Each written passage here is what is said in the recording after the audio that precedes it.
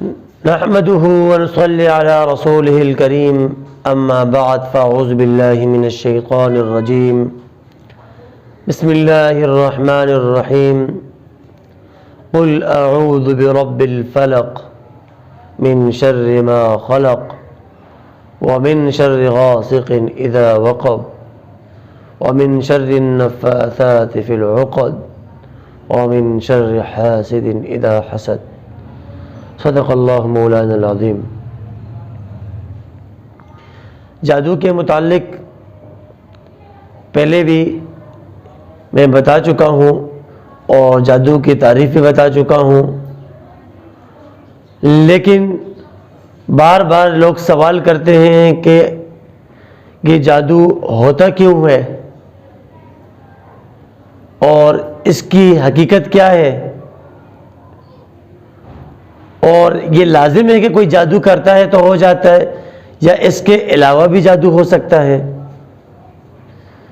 تو سامعین محترم و ناظرین اکرام، تین وجوہات تو بہت ساری ہیں جادو کی، تین وجوہات میں آپ حضرات کو بیان کر دوں، اور یقیناً کہ وہ ایسی وجوہات ہوں گی کہ جو کہ خلاصہ ہی ہوگا، اور تقریباً جس بندے پر بھی جادو کی شکایت ہوگی تو وہ دیکھیں ان تین وجہ کے اندر کوئی نہ کوئی وجہ پائی جا رہی ہوگی۔ پہلی وجہ جادو کیوں ہوتا ہے؟ تو جادو ہونے کی سب سے پہلی وجہ، جو شخص کثرت گناہ کبیرہ کے اندر مبتلا ہو اور توبہ نہ کرتا ہو، اس پر بطور اللہ کے عذاب کے جادو ہو جاتا ہے، یہ ایک وجہ۔ اب جس پر جادو ہے وہ دیکھے آیا میرے اندر یہ وجہ ہے یا نہیں ہے۔ اسی طرح دوسری وجہ، اپنے اوپر خود جادو کرنا۔ تو اپنے اوپر کوئی بیوقوف خود جادو کرے گا، لیکن ہے ایسا، سب سے زیادہ ایسا پایا جاتا ہے کہ لوگ اپنے اوپر خود جادو کرتے ہیں۔ اپنے اوپر کیسے جادو کرتے ہیں کہ اب بعض لوگ اکثر ہمارے پاس آ کے کہتے ہیں کہ میرے اوپر جادو ہے۔ بھئی کیوں جادو ہے؟ آپ کو کیسے پتا چلا جادو ہے؟ میں مکان خریدنا چاہ رہا ہوں لیکن میں نہیں خرید پا رہا ہوں۔ آپ کے پاس مکان خریدنے کے پیسے نہیں، پیسے تو میرے پاس نہیں ہے نا، تو پھر آپ کو جب پیسے ہی نہیں ہے تو جادو کہاں سے آیا؟ جادو کی آسان تعریف یہ ہے کہ جس پر جادو ہو کہ آپ کے پاس، آپ کے سامنے ایک چیز ہے، اس کی قیمت ہے 10 روپے، اور آپ اس کو خریدنا چاہ رہے ہو، اور آپ کے جیب میں 10 روپے پڑے ہوئے بھی ہیں لیکن آپ نہیں خرید پا رہے ہو، یہ جادو ہے۔ اور آپ ایک چیز خرید رہے ہو اور آپ کے پیسے ہی نہیں ہیں، نہیں میرے پر تو جادو ہے۔ تو وہ جادو میں مکان نہیں خرید رہا ہوں، پیسے ہیں نہیں میرے پر جادو ہے۔ میں گاڑی نہیں خرید پا رہا ہوں، پیسے نہیں میرے پر جادو ہے۔ میں کاروبار نہیں کرنا چاہ رہا ہوں، کیوں؟ پیسے ہیں بزنس کے لیے، نہیں میرے پر جادو ہے۔ تو جادو کی رٹ لگائے اپنے اوپر خود ہی جادو ہو جاتا ہے۔ تو خدا را اس چیز سے بچو۔ ایک اس طرح، ایک دوسرا کہ سر پہ درد ہو جائے گا تو ڈاکٹر کے پاس جائیں گے، ڈاکٹر صاحب میرے سر میں درد ہے، ڈاکٹر میڈیسن دے گا کہ یہ جاؤ اس کو استعمال کرو، آیا اور میڈیسن استعمال کی، سر کا درد نہیں ختم ہوا۔ اب خود سوچ میں بیٹھ جائیں گے، سوچنے لگ جائیں گے میرے سر کا درد کیوں نہیں ختم ہوا؟ یہ تو میرے پر کسی نے جادو کیا ہوگا۔ اچھا جی، پھر خود ہی سوچنے بیٹھ جائیں گے جادو کس نے کیا ہے؟ اچھا، سر کا درد صبح شروع ہوا تھا، اور جس ٹائم سر کا درد شروع ہوا اس سے آدھا گھنٹے پہلے کزن یا فلاں کوئی رشتہ دار آیا تھا، اور وہ رشتہ دار جیسے آیا اس کے جانے کے بعد میرے سر میں آیا، اسی نے کچھ کیا ہوگا۔ اب یہ کیا کریں گے؟ اب جائیں گے کسی پیر صاحب کے پاس، پیر صاحب کے پاس گئے اور پیر صاحب کو بولیں گے پیر صاحب، یا کسی عامل کے پاس جا کے چیک کرو یہ نام ہے اور اس کے اوپر میرے شک ہے، آپ چیک کرو اس نے اوپر جادو کیا نہیں کیا۔ اب پیر صاحب نے اوپر مور لگا دی، ہاں یہی ہے، اسی نے آپ کے اوپر جادو کیا ہے، کیونکہ جب پیر صاحب چیک کرے جادو تو آئے گا، کیونکہ جادو اس نے اپنے اوپر خود کیا ہے۔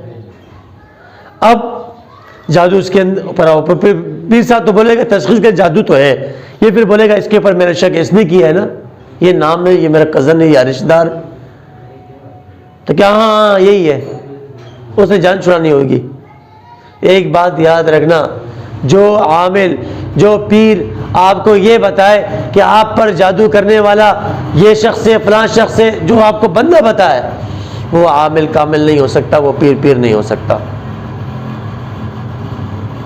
تو اب یہاں پر معاملہ کیا ہوا؟ معاملہ یہ ہے کہ ایک تو شک کرنا حرام ہے، ہم نے شک کر لیا، جو ہمارے گھر آیا، شریعت کہتی ہے کہ گھر میں آنے والا مہمان وہ رحمت ہوتی ہے، اور ہم اس رحمت کے بارے میں شک کر رہے ہیں۔ یہ آیا، اس کے بعد میرے اندر یہ بیماری پیدا ہوئی، اس نے جادو کیا، شک کے بنیاد پر ہم نے اس پہ الزام بھی لگا دیا۔ شک کرنا گناہ کبیرہ، الزام بہتان لگانا گناہ کبیرہ، دوسرا گناہ ہو گیا۔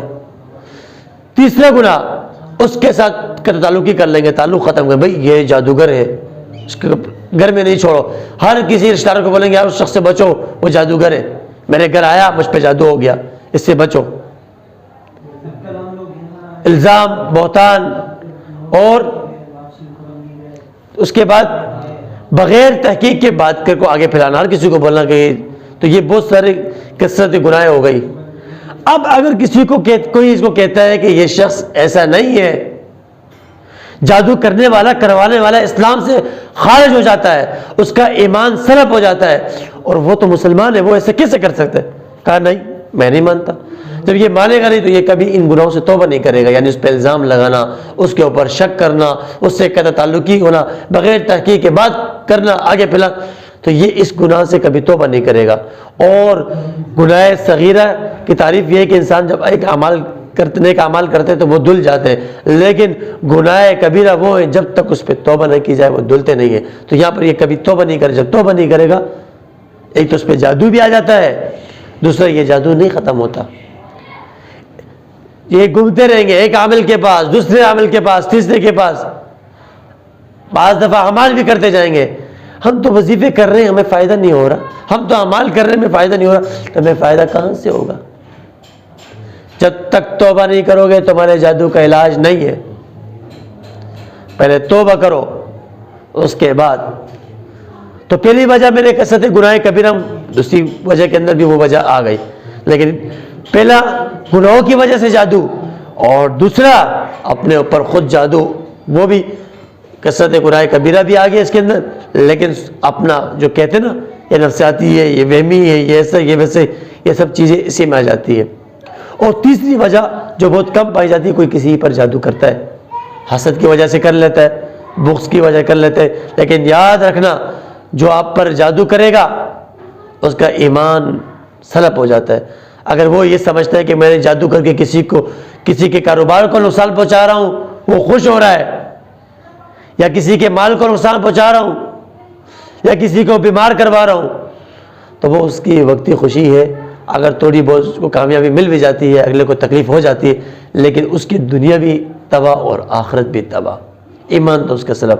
اللہ پاک ہماری بھی حفاظت فرمائے، ہم سب ایمان والوں کی حفاظت فرمائے۔ ایمان سب سے بڑی دولت ہے، اللہ پاک اس ایمان کی حفاظت فرمائے، اور ہمیں ساحرین کے سحر سے بچائے، اور شیاطین کی شر سے بچائے، حاسدین کی حسد سے بچائے، ناظرین کی نظر سے بچائے۔ اللہ پاک میرے اور آپ سب کی حفاظت فرمائے۔ وآخر دعوانا الحمدللہ رب العالمین۔